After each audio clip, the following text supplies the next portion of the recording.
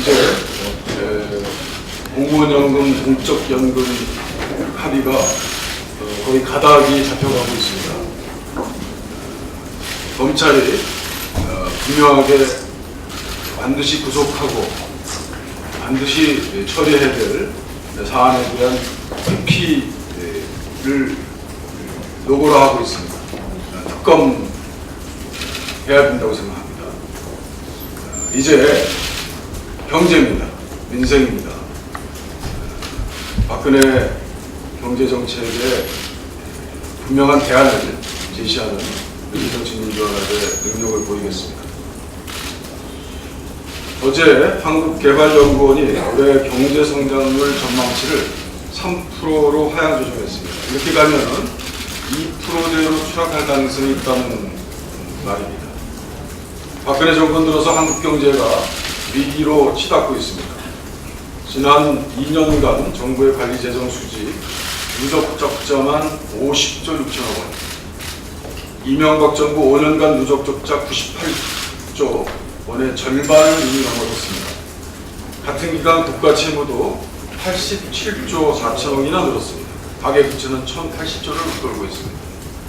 지난해 국세 수입은 10조 9천억의 사상 최대 세수 결손을 냈습니다. 올해도 막대한 세수 결손이 불가피할 전망입니다. 경제 성장 둔화, 내수 경제 침체, 재정 건전성 악화로 이제 한국 경제가 나락으로 떨어져 가고 있습니다. 박근혜 정부는 이제 솔직해져야 합니다. 어제 최경환 부총리가 뛰어가는 일본, 기어가는 한국이라고 얘기했습니다. 지난 1년 동안 한국 경제를 책임진 사람이 최 부총리입니다. 기어가는 한국을 만든 장본인이 누굽니까? 국민은 더 이상 이런 유치이탈 화법을 듣고 싶지 않습니다. 늦지 않았습니다. 실패를 인정하고 경제정책의 기조를 바꾸기를 제안합니다. 법인세 정상화를 비롯해서 조세기업 문제를 회피해서는 안 됩니다. KDI에서도 일본의 사례를 제시하고 있습니다. 박근혜 정부가 고집하고 있는 재벌 대기업 감세 정책의 위험성을 경고하고 있습니다. 새누리당 내부에서도 BJ 간사이자 박 대통령의 경제 브레인 중에 한 명인 강석훈 의원발도 법인세 정상의 필요성을 인정하고 나섰습니다. 저는 법인세 정상을 포함한 조세 개혁이야말로 정쟁을 뛰어넘어서 민생을 들어가는 가장 빠른 길이라고 생각합니다. 아베 정권이 새로운 안보법제를 마련해서 이를 단행하고자 합니다. 동아시아는 커다란 격변을 맞고 있습니다. 아베 정권의 새로운 안보법제는 집단적 자위권 행사를 용인하는 무력 공격 사태법, 중요 역량 사태법 등 10개 법률입니다. 해외에서 타국군을 후방 지원하는 국제평화지원법안으로 구성되어 있습니다. 아베 정권이 추진한 새 안보법제는 자위대를 파견할 수 있는 범위를 지구적 규모로 확대하는 것입니다.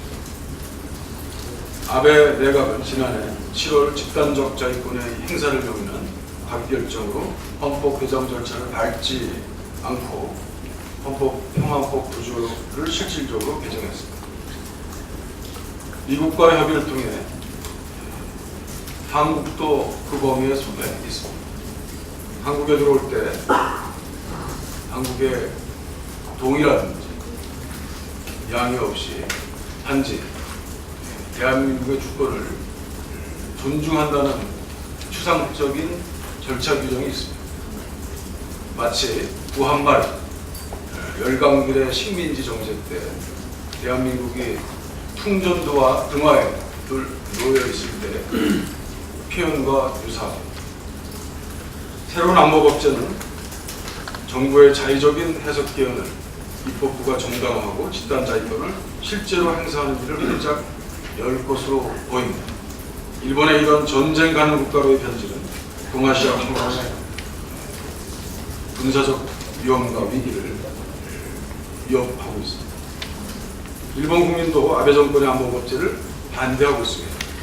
최근 아사히신문이 실시한 여론조사 보면 안보법제 관련 11개 법 국회 통과를 묻는 설문에 필요 없다는 것이 60%나 됩니다. 집단적 자위권을 행사할 수 있도록 법안에 대해서도 반대가 43%로 찬성 33%를 상회합니다. 저는 이용구 전 총리, 임원기 전 의장님, 박관영, 김형호 전 국회의장님, 이용훈 전 대법원장, 또 이종찬 전 국정원장, 김성훈 전 장관, 이부영 의당 전 의장님의 사회 원로분들이 우리 원호영 의원, 진영 의원, 이주영 의원 등 동료 의원들과 함께 일본 평화헌법 구조 2015년도 평화 노벨 평화상 추천운동을 벌이고 있습니다. 동아시아 평화 애호적인 시민들 간의 연대만이 전쟁할 수 있는 나라 일본의 긴장을 막을 수 있다고 보기 때문입니다. 박근혜 정부는 급변하는 정부와 정세 속에서 책임 떠넘기만 하는 난맥상을 연출하고 있습니다. 일본의 집단적 자위권을 두고 국방부와 외교부가 서로 주문부처가 서로 아니라고 떠넘기게 하고 있습니다. 문화외교와 복지부동의 산물입니다. 동아시아 평화를 위한 열쇠는 남북관계 개선, 한반도 평화입니다. 박근혜 정부는 이제라도 남북관계 개선을 위한 대화와 육자회담에 적극 나서야 합니다. 정권을 지키는 외교안보에서 국민을 지키는 외교안보로 정책 전환이 필요합니다. 감사합니다. 예, 수고하셨습니다. 이어서 강기정 정책위의장의 말씀 있겠습니다. 원내대표께서 말씀을 하셨습니다만은 다시 한번 말씀드리겠습니다. 텅 빈 나라 국가의 국정입니다. 올해 3월까지 거친 세수 실적의 근거에 보면 올해도 약 7조 원 이상 되는 세수 결손이 불가피할 전망입니다. 올해 1월에 3월에 국세 수입 목표 대비 실제 징수액 비율이 22.7%로 작년 10조 9천억의 세수 결손이 있었던 작년에 비해서 22.5%였던 것에 비하면 거의 비슷한 수준으로 비율이 낮아지고 있습니다. 1분기 재정 적자도 25.8조 원에 달하는 전년 대비 24.8조 원보다 1조 원이나 증가하고 있고 KDI 성장률 전망치도 당초 3.5%에서 3%까지 낮추고 있는데 이마저도 세 가지의 조건을 걷는 조건부 하향 전망치로 발표되고 있습니다. 박근혜 정부가 국가재정전략회의에서 내세운 말뿐인 재정지출 개혁으로는 텅 빈 나라 국가는 채울 수 없습니다. 부자 감세와 세입 확충 없는 박근혜 정부의 재정운영 결과가 텅 빈 나라 국간을 만들고 있습니다. 4년 연속 세수 결손이라는 초유의 사태가 올해도 발생 예정이 되어 있고 이 빚을 내서 나라 살림을 꾸릴 수밖에 없는 이 상황에서 재정 적자가 지난 박근혜 정부 3년 동안 82조가 늘고 국가 채무도 2012년 433조였던 것이 올해 예산상으로 570조까지 늘어 그 사이에 127조로 집중해 있습니다. 이는 역대 정부 어느 정부와 비교해보도 이런 재정수지 적자폭과 국가 채무 증가액은 역대 어느 정부에 비교해도 최고치입니다. 그러다 보니까 누리과정, 맞춤형 복지 공약 이런 것들이 줄줄이 파기되거나 지방자치단체 또는 교육청으로 지방교육청으로 떠넘겨지고 있는 상황에 있습니다. 이런 국가재정전략회의의 정답은 법인세의 정상화입니다. 지금 박근혜 정부가 이 법인세 감세를 고수하고 있지만 기업은 투자하지 않고 금고에 돈만 쌓아두고 있다는 것을 여러 번 지적한 바가 있습니다. 이런 만성적인 세수 결손에서 벗어나고 재원을 안정적으로 확보할 수 있는 유일한 길은 재벌 대기업에 대한 법인세 정상화로 가는 길입니다. 우리 당은 이미 법인세율의 최고세율을 만드는 문제, 조세 감면 조치, 최저한 세율을 인상하는 문제 등에 대해서 법안이 이미 제출되어 있고 추가로 법인세법 세율인상법을 기재위에서 지금 준비하고 있다는 말씀 드리면서 6월 국회는 텅 빈 나라 곳간을 채우는 달로 되도록 우리 야당이 노력하겠습니다. 그래서 지갑을 채우고 텅 빈 나라 곳간을 채우는 그런 유능한 경제정당으로 새롭게 나서겠다는 말씀 드립니다. 예, 수고하셨습니다. 예, 다음은 우리 이춘석 원내 수석 대표님의 말씀을 듣겠습니다. 6월 임시국회가 다가오고 있습니다. 우리 당은 여러 가지 관심사항이 많지만 오늘 제가 말씀드린 두 가지 사항도 중점적으로 관심을 갖고 6월 임시국회에서 살펴보겠다 하는 말씀을 드립니다. 대통령의 말씀 한마디가 있을 때마다 헌법과 국회의 원칙과 근간이 뿌리부터 흔들리고 있습니다. 세월호 특별법 시행령 역시도 마찬가지입니다. 지금까지를 보면 세월호 시행령은 분명 법률 위에 서 있습니다. 시행령이 법 위에 군림할 수 있도록 만들 수 있는 사람이 누가 있겠습니까? 장관이 그렇게 하겠습니까? 아니면 청와대 비서실장이 하겠습니까? 오직 딱 한 사람만 있다고 생각합니다. 국회는 청와대의 부설기관이 아닙니다. 시행령이 법률을 흔드는 왜곡을 그대로 방치하지 않겠습니다. 행정부 권한을 핑계로 위임의 한계를 벗어나는 위법사항을 허용하지도 않겠습니다. 저도 이미 발의했지만 자의적인 시행령을 막는 국기법이 운영위에 계류되어 있습니다. 이 중에는 새누리당 의원의 발의안도 포함되어 있습니다. 이 문제는 여야의 문제가 아니라 헌법을 무시하는 대통령의 권력 남용의 문제이기 때문에 6월 국회에서 반드시 개정될 수 있도록 노력하겠습니다. 성완종 리스트가 세상에 나온 지 40여일이 지났습니다. 하지만 누구 하나 제대로 수사에서 구속된 사람이 없습니다. 이완구 전 총리와 홍준표 지사가 혐의가 있다는데 나머지 신박 실세들에 대해서는 이런 광고 언급조차 없는 것이 지금의 수사 상황입니다. 같은 메모장에 써있고 같은 사람이 진술한 것인데도 정치적 판단에 따라 검찰 수사 유무가 갈리고 있습니다. 당초 우려했던 대로 검찰 수사는 친박 실세도 대선 자금도 핵심은 털끝도 건드리지 못하고 있는 것입니다. 이제는 특검을 진지하게 논의해야 할 때입니다. 역대 최대 규모의 특검법은 이미 준비되어 제출되어 있습니다. 시작만 하면 됩니다. 새누리당이 정말로 이번 성완종 리스트의 의혹을 해소할 의지가 있다면 특검에 대해서 전향적인 답변으로 응해 주실 것을 요구합니다. 이상입니다. 예, 수고하셨습니다. 다음으로 의원님들 발언을 듣겠습니다. 오늘은 제 왼쪽에 계신 의원님들, 카메라에서 보는 오른쪽에 계신 의원님들이 발언하겠습니다. 먼저 박홍기 의원님 발언하겠습니다. 네, 백봉기 의원입니다. 최근 13년 전 병역을 준비하기 위해서 한국 국적을 포기한 미국인의 입국 금지 처분 문제로 논란이 일고 있는데 미국 시민권자인 스티브 유 씨는 지난 9일 인터넷 방송에서 자신의 죄를 용서해달라며 무릎을 꿇기로 했습니다. 그러나 방송 이후의 국민들 여러분 수단을 알고 왔는데요. 스티브 유 씨에게 내려진 입국 금지 조치가 과도하다는 요론도 있는데 과연 그럴까요? 여기 계신 여러분들은 군에 입대한 뒤 탈영한 죄에 대한 공소시효는 얼마인지 아십니까? 원래 근무 이탈의 공소시효는 10년이지만 군에서 주기적으로 내리는 복귀 명령과 이에 따라 연장되는 공소시효를 감안하면 45세까지는 정상적인 생활도 못한 채 도망자 신세로 지내야 하는 것이 현실입니다. 그런데 탈영명들은 최소한 입대라도 한 사람들입니다.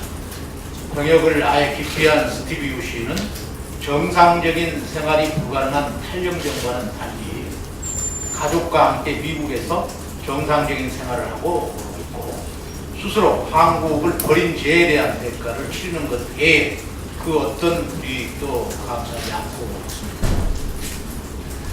이제 그만 봐줄 때도 됐다는 의견까지 나오고 있는데요. 헌법을 기만한 스티브 유 씨 같은 사람을 용서하는 것은 병역을 충실히 이행한 대한민국 청년들에게는 심각한 불이익은 물론 씻을 수 없는 박탈감을 주는 행위나 마찬가지임을 기억해야 할 것입니다. 저는 현재 스티브 유스뿐만 아니라 병역 기피를 목적으로 조국을 버린 모든 이들에 대해 법무부가 당당히 입국 금지 조치를 취할 수 있도록 출입국 관리법 개정안도 준비 중에 있습니다. 헌법의 가치를 수호하기 위해 의무를 이행한 국민이 더욱 당당하게 살아갈 수 있는 대한민국을 위해 많은 분들의 협조를 부탁드립니다.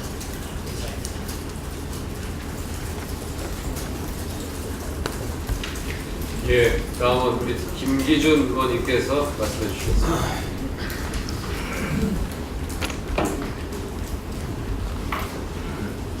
롤스타와 대한민국 정부 간에 진행되고 있는 투자자 국가소송, 일명 ISD에 대해 심각한 문제점을 하나 다시 지적하겠습니다. 현재 진행되고 있는 ISD가 정부의 비밀주의로 인해 그 내용이 전혀 공개되지 않고 있는 문제점에 대해서는 이미 지적한 바가 있습니다. 그러나 더 큰 문제는 이 소송이 끝나도 그 판결 내용을 국민들이 전혀 알 수 없는 기막힌 상황이 발생할 수 있다는 것입니다. 이 소송이 쌍방의 중재로 끝날 경우가 바로 그런 경우입니다. 전체 소송 금액 5조 원 중에 일부를 대한민국이 론스타에게 지급하기로 하고 쌍방 합의하에 소송을 종료하면서 그 합의 내용은 공개하지 않겠다고 할 수 있습니다. 정부와 론스타가 서로 비밀을 지키기로 약정을 하면 국민들은 무엇 때문에 물어주게 되는지도 모르고 호주머니만 털리게 될 수도 있다는 얘기입니다. 얼마 전에 있었던 론스타와 외환은행 간의 해외 중재 판정 결과가 바로 그런 사례입니다. 론스타는 당초 외환은행을 상대로 소송을 제기했다가 취소하고 서로 합의하에 국제 중재를 진행했습니다. 그리고 그 결과가 올해 초에 나왔는데 서로 비밀 유지 약정을 체결했다는 이유로 중재 내용을 일체 비밀에 붙이고 있습니다. 이에 대해 금융감독 당국조차도 비밀을 지키지 않으면 추가로 론스타에게 손해배상금을 물어줄 수 있기 때문에 비밀을 지키는 것이 맞다고 하고 있습니다. 그렇기 때문에 이번 ISD도 무효가 되는 겁니다. 정부가 소송 금액 5조 원 중에 일부인 수조 원을 물어주고 나서도 자세한 내용을 공개하면 추가로 손해배상금을 지급할 수도 있으니까 알려고 하지 말라고 국민들을 협박할 수도 있다는 것입니다. 소송 진행 과정도 공개하지 않고 그 결과도 공개하지 않으면 도대체 누구에게 잘못이 있는지를 어떻게 알 수 있겠습니까? 우리 정부의 소송 대응팀을 구성하고 있는 경제 관료들은 과거부터 론스타와 관련된 사람들입니다. 심지어 최근에는 경제 관료의 친인척들이 론스타의 숨은 투자자라는 언론 보도까지 있습니다. 그렇기 때문에 론스타 관련 소송은 그 과정도 결과도 모두 비밀에 붙여져서는 안 됩니다. 정부의 극단적 비밀주의는 론스타의 진실을 안매장하려는 것과 다를 바 없습니다. 정부는 지금이라도 론스타 관련 ISD에 대해 국민들로부터 철저한 감시를 받겠다고 선언해야 합니다. 이상입니다. 예, 수고하셨습니다. 마지막으로 우리 원은희 의원님 말씀해 주시기 바랍니다. 네, 어제 검찰 홍준표 경남도지사와 이완구 전 국무총리에게 불구속 기소 방침을 정한 것으로 이렇게 알려지고 있습니다. 검찰은 이에 대해서 역시 국민들이 살아있는 권력에 대한 유력 정치인과 고위 공무원에 대한 검찰의 실체 진실 발견의 의지를 찾아볼 수 없다라고 능소하고 있는 것을 잘 알고 계시리라 생각합니다. 그래서인지 불구속 기소의 내부 기준은 2억 원 이내다라는 아주 궁색한 변명을 하고 있습니다. 하지만 과거 실제 사례에서 2009년도에 불법 정치자금 1억 3천여 만 원을 받은 혐의로 현직 의원이 구속된 전례가 있는 것처럼 이는 내부 기준에 불과할 뿐이고 사안에 따라서 달라지는 것이 오히려 맞는 사안입니다. 이러한 내부 기준은 전혀 국민을 설득시킬 수 없습니다. 무엇보다도 구속 기준과 관련해서는 우리 형사소송법 제70조가 명확하게 정리를 하고 있습니다. 피고인이 증거를 인멸할 우려가 있을 때입니다. 이 상황에서 홍준표 지사와 이완구 전 총리 증거 인멸 정황이 있느냐와 관련해서 언론 보도를 통해서 우리 국민 모두께서는 잘 알고 계십니다. 홍준표 지사 여러 명의 측근을 통해서 유리한 진술을 하도록 회유한 정황, 그리고 이완구 전 총리 역시 선거캠프 자원봉사자에게 효율성 전화를 통해서 회의를 한 정황 등을 잘 알고 계십니다. 이렇게 정황이 명백히 인정이 됩니다. 이러한 정황에 대해서 반드시 증거를 제출을 해야 하고, 그리고 본인들의 직접 지시가 있어야 하느냐, 이는 형사소송법에서 그렇게 정하고 있지 않습니다. 왜냐하면 수사상의 과정이기 때문에, 실체 진실을 발견해 나가는 수사상의 과정이기 때문에 증거인멸의 정황이나 우려가 있을 때 있는 것으로 충분하다라고 보고 있습니다. 이렇게 법 해석을 스스로 법이 정한 취지보다 좁게 해석하면서까지 이러한 방침을 정한 것에 대해서 국민들은 아주 냉소적인 시선으로 보고 있다는 사실을 검찰 역시 잘 알고 있습니다. 그래서 더욱이 혐의 사실을 앞으로 비공개로 해서 수사를 잘 진행시켜 나가겠다라는 더더욱 위험한 발언까지 서슴지 않고 있는데요. 잘 아시다시피 피의자에 대한 방어권 보장은 우리 헌법상, 형사소송법상의 근본 정신입니다. 그렇기 때문에 검찰은 법에 따라 철저히 구속 여부를 결정을 하고, 구속 수사를 하고, 그리고 피의자의 방어권은 충분히 보장해주는 법치주의의 정신을 모두에게 공정하게 똑같이 실현시키고, 법치주의의 정신을 훼손하는 그러한 수사를 하지 말 것을 다시 한번 당부드립니다. 이번 수사에서 국민들이 검찰에게 바라는 출구는 살아있는 권력에 대한 성역 없는 수사, 이건 하나라는 점을 명심해야 할 것입니다. 네, 수고하셨습니다. 제가 한 말씀 드리겠습니다.